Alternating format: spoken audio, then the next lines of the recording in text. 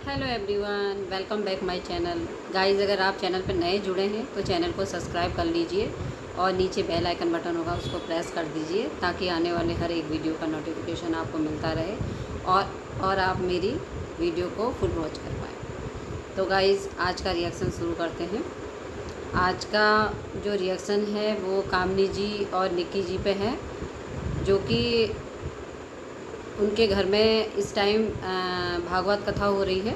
श्रीमद् भागवत कथा अपने घर में कराना बहुत किस्मत, बहुत नसीब की चीज़ है, क्योंकि हर कोई नहीं करा सकता भागवत। ये भी कुछ चुनिंदा ही लोग हैं जो कर पाते हैं इन चीज़ों को।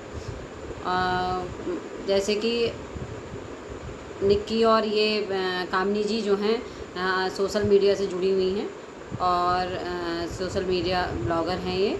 तो जैसे और ब्लॉगर कंट्रोवर्सी में ध्यान देते हैं, अपनी एनिवर्सरी, अपनी बर्थडे और अपना घूमना फिरना, इन सब चीज़ों के बारे में बना के कंटेंट, तब चीज़ों को करते हैं, व्यूज़ पाने के लिए सब कुछ करते हैं। लेकिन यहाँ इस फैमिली ने कुछ अलग ही चीज़ करी है और इसको फॉर्मेलिटी भी नहीं कहा जा सकता है, क्योंकि भगवान के नाम पे चीज़ें करना, और ख़ासकर एक दिन का प्रोग्राम नहीं होता ये भागवत, ये 7 दिन का प्रोग्राम होता है। और इसको मतलब कंटिन्यू करना और इसमें लगे रहना हर किसी के बस की बात नहीं है, क्योंकि जो आपने बाहर से जो इसमें बुलाए होते हैं, जो कथावाचक होते हैं और उनकी जो पूरी मंडली होती है, उन लोगों को 7 दिन तक अपने घर पर ठहराना, उनके लिए सारी खान पान की व्यवस्था, रहने की व्यवस्था और उनके विश्राम की व्यवस्था, ये सब कुछ 24 घंटे देखना होता है। क्योंकि जब ये 7 दिन का प्रोग्राम होता है ना, तो ये लोग फिर आप ही के घर में ठहरेंगे और 24 घंटे की व्यवस्था फिर वो आप ही की हो जाती है। तो ये एक बहुत लंबा प्रोसेस है। जो लोग ये बोल रहे हैं कि कामनी जी ने, दोनों देरानी जेठानी जी ने ये चीज़ सिर्फ कंटेंट के लिए करवाई है अपने घर में कि हमें कंटेंट मिले, तो मैं उन लोगों के लिए कहना चाहती हूँ कि भागवत कथा का ज़रा पूरा चीज़ की जानकारी निकाल लेना, कैसे होती है ये, है ना। नेगेटिव बोलना तो बहुत आसान है, पर इस चीज़ को करना बहुत मुश्किल है। ऑडियंस, बुरा मत मानना इस चीज़ को। मैं भी एक बात कह रही हूँ कि ऐसे ही रैंडमली किसी के लिए कुछ भी बोल देना सही नहीं है, कुछ भी कमेंट्स कर देना सही नहीं है। इसको आप पहले अच्छे से जान लो, ये है क्या चीज़। ये 7 दिन का प्रोग्राम है और इसमें जो बाहर से आप लोगों को बुलाते हैं, जो इस कथा को करते हैं, जो कथावाचक हैं, जो उनके साथ की मंडली है, और जो मतलब म्यूजिक वाले हैं, जो बीच में से सिंगर गाने वाले हैं, और जो व्यवस्था को देखने वाले हैं, और जो उनकी जो झांकियाँ वगैरह जो निकालती, जो इस तरीके की जो उनकी मंडली से जो जुड़े हुए लोग हैं, इन सब की 7 दिन आपको व्यवस्था करनी है। पूरी जिम्मेदारी आपके ऊपर है उनकी एक एक चीज़ की। उनका नहाना, खाना, पीना, सोना, रहना, सारी व्यवस्थाएं वो आपने देखनी है। तो 7 दिन तक ठहराना, उतनी चीज़ों को सेवा देना बहुत बड़ी चीज़ है, और वो अपने आप भी तैयार होकर अपने लिए भी उतनी बार रेडी रहना बहुत बड़ी चीज़ है। जैसे कह रहे हैं ना कि मेकअप दिखा रहे हैं और मेकअप कर करके दिखा रहे हैं, ये दिखा रहे हैं, इन्हें तो कंटेंट बनाना था। तो मेकअप तो देखो, मेकअप वो क्या कर रहे हैं, मेकअप क्या कर रहे हैं। अब एक लेडीज़ देखो, बिंदी भी लगाएगी, सिंदूर भी भरेगी, मांग भी भरेगी, साड़ी भी पहनेगी, सब कुछ करेगी ना, तभी तो वो प्रॉपर तैयार होगी, तभी वो पूजा में बैठेगी। अब ऐसी उठ के कोई ऐसी थोड़ी बैठ जाएगा, आया और उठ के पूजा में बैठ गया, ऐसे थोड़ी होगा ना। पूरा प्रोसेस, स्नान करके, पूरा वो श्रृंगार करके उसके बाद ही बैठेगी ना उसमें पूजा पाठ में। तो इसमें वो क्या हो गया, इसमें मेकअप क्या होगा। श्रृंगार तो करना औरत नहीं करेगी, श्रृंगार तो कौन करेगा, आप ही बताइए ऑडियंस। ये कोई बात थोड़ी है कहने की कि वो मेकअप का अपना प्रचार कर रहे हैं, अपने मेकअप दिखा रहे हैं, इसमें कुछ नहीं है, कंटेंट बना रहे हैं। मेकअप तो हर कोई करता है, छोटे सा आप फंक्शन, बर्थडे करो, उसमें मेकअप करते हैं। करवा चौथ है, उसमें मेकअप करते हैं। अभी तीज निकली, किसने मेकअप नहीं किया, सभी ने करा ना मेकअप। मेकअप तो औरत हर दिन करती है, उससे पूजा से क्या रिलेट चीज़ है वो। और कंटेंट की बात रही, तो वो जब दोनों देरानी जेठानी सोशल मीडिया से जुड़ी हुई हैं, तो जाहिर सी बात है वो कंटेंट उनके पास है भी क्या आजकल डालने के लिए, वो यही तो डालेंगी। जो उनके घर में पूजा पाठ हो रही है वो यही तो डालेंगी। और आप लोगों को तो खुश होना चाहिए कि समय समय पे वो आपको भी उस चीज़ के दर्शन करा रही हैं। भागवत के दर्शन होना, भागवत की कथा सुनना बहुत बड़ी चीज़ है। वो छोटी क्लिपिंग में, हालांकि हम तो पूरे कहाँ देख पा रहे हैं, वो तो पूरा देख रहे हैं क्योंकि उनके तो घर में प्रोग्राम है, लेकिन हमें मात्र दर्शन भी उनके हो जा रहे हैं भागवत जी के, तो ये अपने आप में बहुत बड़ी चीज़ है। खुश होना चाहिए इन चीज़ों को लेके। अब इस चीज़ में ये थोड़ी कि मतलब कंटेंट नहीं है गाइज़, वो हमारे सोशल मीडिया से जुड़े हुए हैं। देवरानी जेठानी जी जो हैं दोनों जुड़ी हुई हैं, तो वो अपनी ब्लॉगिंग में यही चीज़ें दिखाएंगी। जो चीज़ कर रहा होगा वो वही तो दिखाएगा। और रही पूजा की बात, कंटेंट के लिए, तो कंटेंट के लिए पूजा 1 दिन 2 दिन कर सकता, कोई 7 दिन का कौन करेगा। एक टाइम हम छोटा सा प्रोग्राम कथा ही करवाते हैं, देखो उसी में हम कितना थक जाते हैं, उसी में ही हमें कितने लोगों की व्यवस्था करनी होती है। तो उस पूरी व्यवस्था के लिए, उन चीज़ों के लिए हम सब कुछ सोचते हैं, करते हैं। तो ये तो इतनी बड़ी भागवत है, इसमें तो बाहर के लोग भी आ रखे हैं, घर के रिश्तेदार भी आ रखे हैं, और जो भागवत करने वाली जो मंडली है वो पूरी मंडली है, कथावाचक जी हैं, सभी कुछ है, व्यास जी, सब कुछ है उसमें। तो इतने लोगों की व्यवस्था देखना कोई मामूली बात तो नहीं है। तो प्लीज़ ऐसी कमेंट्स ना करें कि कंटेंट के लिए कर रहे हैं, कंटेंट के लिए नहीं कर रहे हैं वो, बल्कि एक धर्म का प्रचार कर रहे हैं, वो अच्छा है। जो अभी पीछे कंट्रोवर्सी हुई थी कि तुम्हारी बीवी चरित्रहीन है, तुम्हारी बीवी रातों को कॉल करती थी, तुम्हारी बीवी तो मेरे साथ दोस्ती करना चाहती थी, तुम्हारी पत्नी को तो मेरी शायरियाँ अच्छी लगती थी, या वो अच्छा है कि एक दामाद बोल रहा है कि मेढक की तरह ये लोग उछलते हैं, मतलब मेढक से तुलना कर दी थी। अब मुझे लैंग्वेज समझ में नहीं आता, लेकिन क्या क्या बोले थे, बेटी दामाद दोनों, मुँह बोली बेटी और दामाद। तो वो छीछी लेदरी जो हो रही थी अभी तक सोशल मीडिया पे, वो अच्छी लग रही थी आपको, वो अच्छा कंटेंट लगता है आपको।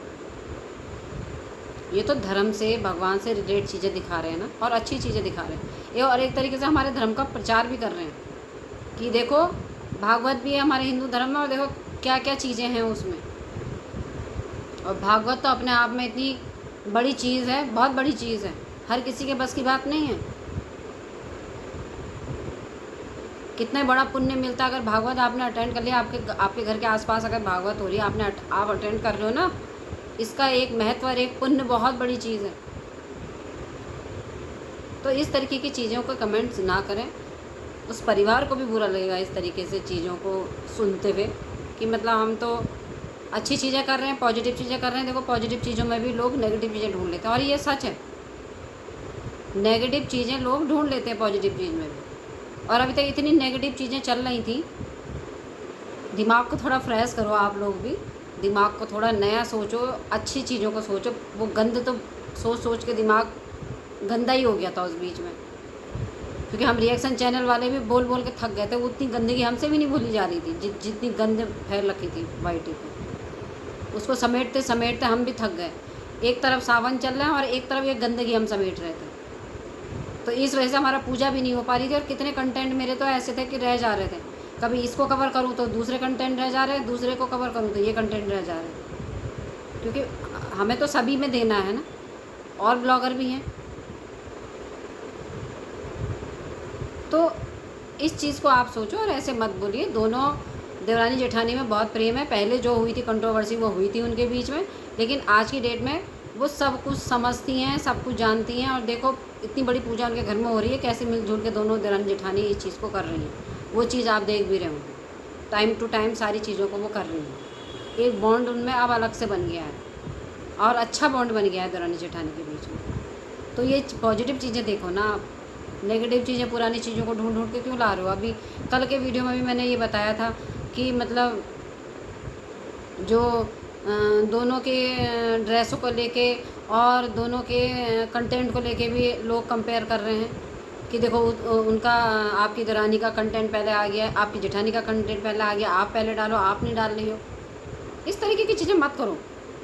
हर कोई अपने हिसाब से डालेगा, क्योंकि उनके घर में हो रहा है प्रोग्राम, और उस बीच में टाइम नहीं मिलता है, बिजी शेड्यूल होता है, क्योंकि वो एक ब्लॉगर के साथ साथ उस घर की बहू भी हैं, किसी की पत्नी भी हैं, किसी की माँ भी है। तो मतलब हर किसी की एक उनकी भूमिका है हर एक व्यक्ति के लिए अपने परिवार में, तो वो उस चीज़ को भी कर रही हैं साथ में। वो एक तरीके से सोशल मीडिया में, बाद में सोशल मीडिया में भी अपनी अपडेट को डाल रही हैं। तो जैसे जैसे उनको टाइम होगा वैसे वैसे वो डालेंगे, है ना। तो इस चीज़ को भी आप होनी, अब मैं मानती हूँ आप लोग उनके ब्लॉग का इंतज़ार करते हो या कर रहे हो कि अब क्या है, अब क्या है, अपडेट चाहिए आपको, लेकिन अच्छे से प्यार से कि हम इंतज़ार कर रहे हैं और आप हमें अपडेट दीजिए। इस तरीके से आप एक तरीके से उस चीज़ को कह सकते हैं। लेकिन वो उनके बीच में एक तरीके से वो मिसअंडरस्टैंडिंग बना के वो चीज़ें ठीक नहीं है, क्योंकि देखो कमेंट तो हर कोई पढ़ता है, कमेंट्स मैं भी पढ़ती हूँ, कमेंट्स वो भी पढ़ते हैं जिनके आप कमेंट सेक्शन में जाके बोलते हो इन चीज़ों को। तो कहीं ना कहीं फिर वो चीज़ें फिर फील होती हैं कि ये इस तरीके से हमारे जो ऑडियंस है इस तरीके से सवाल क्यों करती होगी हमारे साथ, पॉजिटिव चीज़ें दिखाने के बाद भी नेगेटिव सवाल क्यों करती होगी। तो गाइस इस चीज़ पे थोड़ा सा ध्यान दीजिए आप, और अच्छे तरीके से क्वेश्चन रखिए अपने, पर अच्छे क्वेश्चन रखिए। ये इसी तरीके से चीज़ें होती गई। जैसे कि आज का मैं रिएक्शन जो देने वाली हूँ वो इस पे देने वाली हूँ कि जो कामनी जी हैं और उनके पति नंद बाबा और वो यशोदा मैया बनी थी। आज का जो उनका जो भागवत में जो आज का शीर्ष जो था वो ये था कि कृष्ण जन्म का। तो कृष्ण जन्म तो अपने आप में एक पावन चीज़ है। रात के 12 बजे उनका जन्म हुआ था, और जब उनका जन्म हुआ था तो बहुत बरसात हुई थी, बहुत बारिश हुई थी। उस बारिश में नंद बाबा उनको टोकरी में लेके वासुदेव जो हैं उनके पिता टोकरी में लेके नंद बाबा के घर गए थे, है ना। शेषनाग जी ने उनके छत्र छाया करी थी, छत्र बन के उनके पीछे से चले थे। तो ये सब चीज़ें, इमोशनल चीज़ें, वो सारी चीज़ें मतलब हमें कहीं ना कहीं ऐसा कर देती है कि वास्तविकता में हम पहुंच जाते हैं कि वास्तविक चीज़ें हो रही हैं। तो वो सब चीज़ें एक नाटक रूपांतरण चल रहा था उस टाइम पे, जिसमें कि कामनी जी यशोदा जी बनी थी और उनके पति नंदलाला जी बने थे, यानी कि नंद बाबा बने थे, और जो उनका बेटा है उनको कृष्ण जी बना रखा था।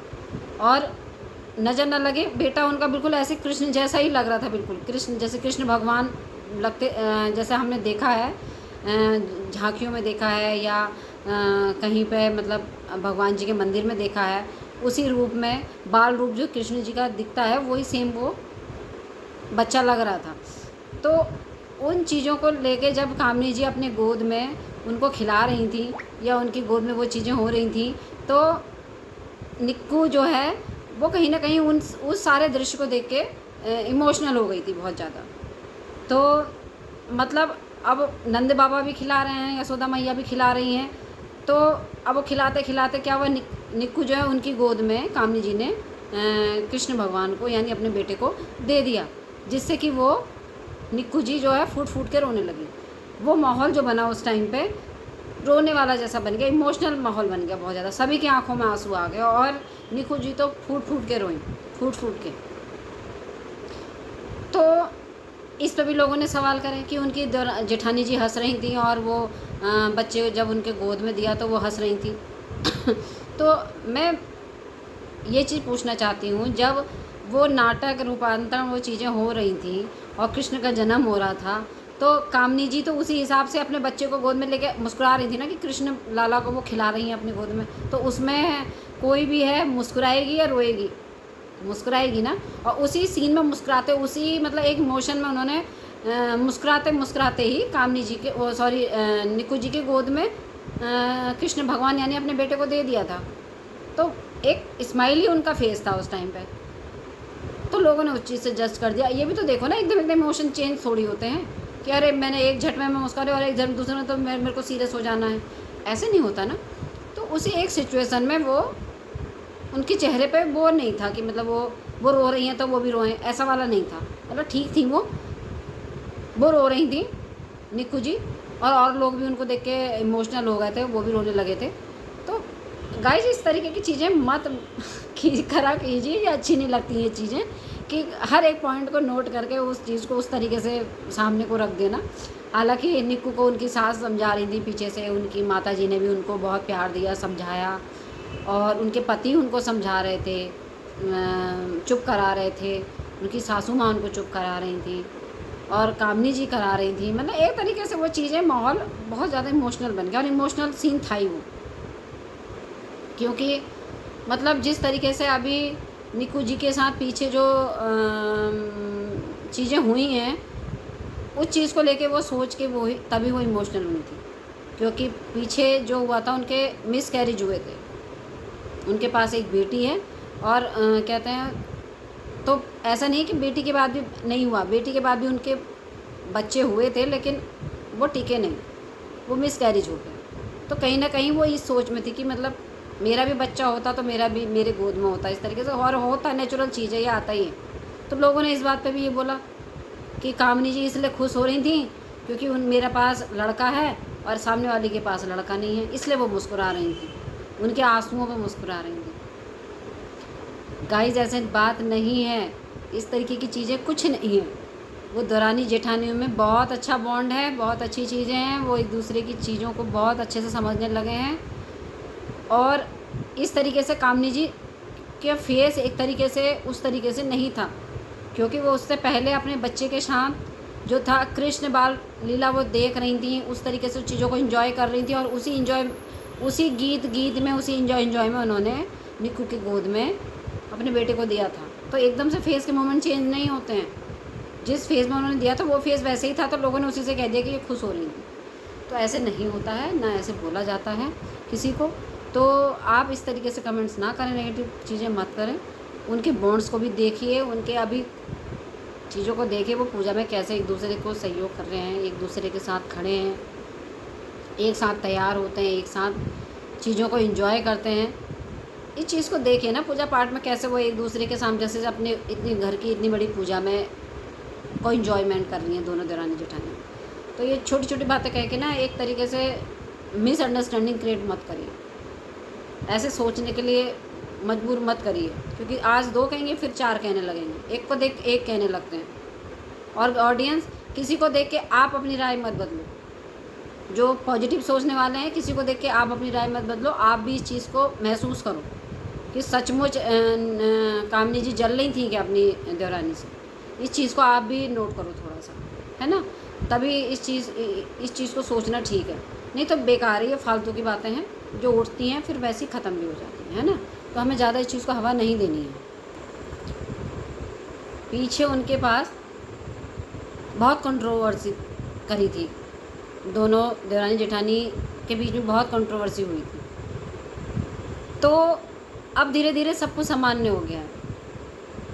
तो जब किसी फैमिली की हैप्पी एंडिंग होती है ना, तो उस चीज़ को अप्रिशिएट हम रिएक्शन चैनल वाले भी करते हैं। तो पीछे की कंट्रोवर्सी को देख के हम आज का टाइम ख़राब नहीं करते, या आज के दिन को हम प्रेजेंट को हम बुरा नहीं बोलते। जब प्रेजेंट में कुछ बुरा हो ही नहीं रहा है तो हम क्यों बुरा बोलेंगे। आज की डेट में तो उनके बीच में बहुत अच्छे रिश्ते हैं, बहुत अच्छे बॉन्ड हैं।